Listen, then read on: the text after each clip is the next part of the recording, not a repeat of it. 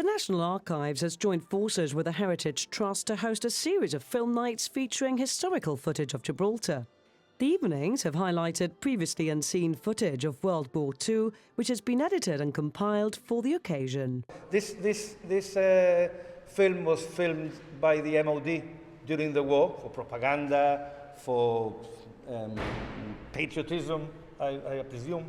And after the war ended, it was deposited at the Imperial Museum. It was there and it slept there for 75 years until we came along and sort of found them, digitized them. It was a long and costly job, but finally we managed to obtain the raw footage in a digital format.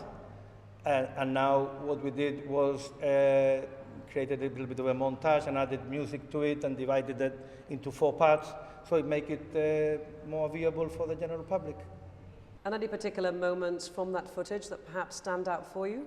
One of my favorites, personal favorites, which is, we sort of dated circa 1910, between 1910 and 1926 is when we think the video was taken, which is Main Street and the market.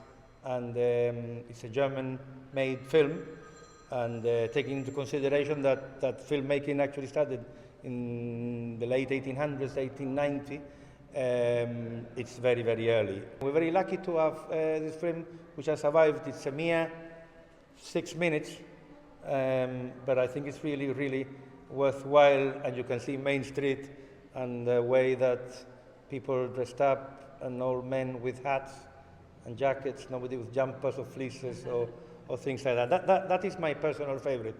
The first 2 sessions have proved popular, attracting a good response. The Trust says its aim is always to inform and educate about Gibraltar's history and past. I think it's very important that people have access and they can see what happened and the arrangements that were made and the sort of patriotism shown by the Gibraltarians during the visit. So I think it's very important that people do see these things, and that the younger generation as well should see it, because it's part of our history. And could we expect future collaborations perhaps between the Gibraltar Archives and the Heritage Trust? I do hope so, yes. I think it's working very well so far, and Anthony is very enthusiastic in preparing the films. So yes, hopefully, maybe before Christmas we do have a sort of Christmas special one, and then we'll program another one early in the new year. The evenings have been a nostalgic experience, with the vintage collection showing images of a bygone Gibraltar, something that's sure to continue being popular with young and not so young alike.